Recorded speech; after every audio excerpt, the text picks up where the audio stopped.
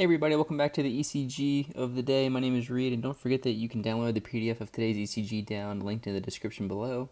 And feel free to subscribe to the channel if you enjoy this content and want to see more, and like this video if you think this is a good one. So let's jump into it. Alright, so first thing I like to do is look at the force, right? Get an idea of what I think is happening with this rhythm. And so maybe I'll look at V1 and see I've got a wide complex rhythm, and that wide complex rhythm, it seems to start off regular, but then I see gets a little bit longer, that R to R interval, and then it gets a little bit shorter, and then longer, then shorter, longer, then shorter, kind of throughout the ending of this, right? It's definitely, I would say, an irregular rhythm, right? So this is a wide complex rhythm, right? My QRS duration is pretty long, and so when I see long or wide complex rhythms, my first inclination is to make sure, is this a ventricular rhythm, right? So is this, whenever it's wide, I think, is it coming from the ventricles? And some initial thoughts on this one. We have an irregular rhythm, like we said. And what's the pattern to that irregularity? I would say it's irregularly irregular, meaning there's no pattern. It's just kind of sporadic all over the place, right? Ventricular rhythms, especially monomorphic rhythms, right? This is monomorphic. If you scan through, all the QRSs look the exact same.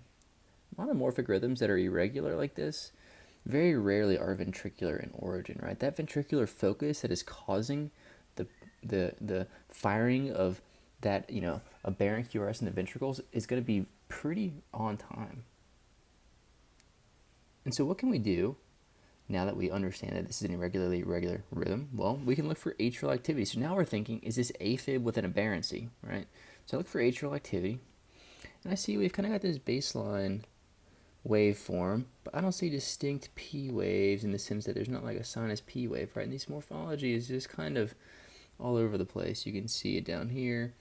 And so to me, this looks like it's going to be an atrial fibrillation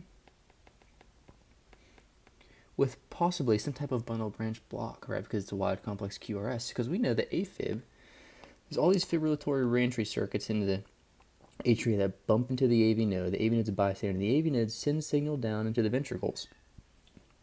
And so the way it sends that signal down into the ventricles is going to be dependent on this person's conduction system, right? It could be narrow if it's healthy. It could be bundle branch block if it's got a bundle branch block, right? And so with AFib, we need to characterize how much the rate is. And so in order to get the rate, I like to kind of just pick a lead. I know this is a 10-second strip, and so if I count the number of beats and multiply it by 6, because there's 6 groups of 10 seconds in a minute, I can get the beats per minute. So we got 1, 2, 3, 4, 5, 6, 7, 8, 9, 10, 11, 12, 13, 14, 15, 16. So 16 times 6, luckily I just did this in a previous video so I remember the math because I just recorded it, is 96 beats per minute. It's kind of stressful we all doing math in public, So we've got an AFib with a moderate ventricular response at 96 beats per minute. Okay, so we've now characterized what the atria is doing and what the AV node is doing. Remember, in our algorithm, everybody don't get fixated on the fact that it's the PR interval that's next. It's not the PR interval, it's what the PR interval represents, which is our AV node. And we just said that the AV node is sending that signal down to the ventricles 96 times in a minute. So we just did that. So now let's evaluate our QRS complex. Our QRS is wide, right? We said our QRS is wide. If I look at the duration here, my QRS is just greater than 3 small boxes or greater than 120 milliseconds. And so that's longer than we like. My QRS axis is upright in lead 1, and it's upright in AVS. It tells me it's still going down to the left, which is good. It's a normal axis. And now I need to determine what the morphology is. Is it a left or right bundle branch block? And you look in the lateral leads. If you look here in V6, you see I've got this R, R prime, R, R prime. That R prime, as you guys all know, because you're just so astute, that R prime represents late signals going towards V6, right? Because it's positive R prime. And you can see here in lead 1, we have the same thing, R, R prime, R, R prime. That R prime is that second little double bump.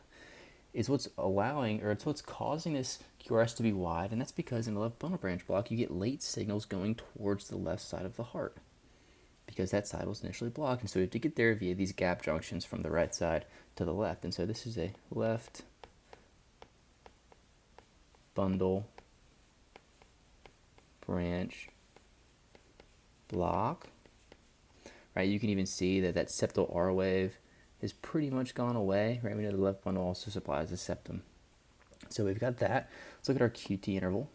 Our QT interval appears to be pretty normal, right? You don't see any of these T waves getting towards the midway point of each R to R interval, right? So I'm pretty happy with that. So happy with the QT intervals. Remember that they're rate related. And next thing we're going to do is look for pathological Q waves, which tells us, has this person ever had a previous myocardial infarction? I don't see any. And then the last thing we're going to do is look for ST and T wave changes throughout. Really ST elevation, ST depression. And you can actually use Scarbosa criteria, which is what allows for us to better qualify predicting ST elevation in people with left bundle branch blocks, because the left bundle branch blocks have these repolarization abnormalities, right, that are just different. And it's because we're aberrantly conducting through the ventricles, and so we're going to have some aberrancy in our repolarization as well. So we need to be able to understand that and predict it, because when this person comes in, you know, as the person that's taking care of him, you need to be able to triage appropriately, no matter what level of practice that you have, right? And so let's put this all together. What do we have? We've got an atrial fibrillation with a normal ventricular response at 96 beats per minute with a left bundle branch block. So hope this helps. If you have any questions about the rhythm, comment down in the description. You can email me, and my email is on the homepage. And I hope you really enjoyed this video. I enjoy making them, and thank you so much for watching. Alrighty, we'll see you on the next ECG video. Have a good rest of your day.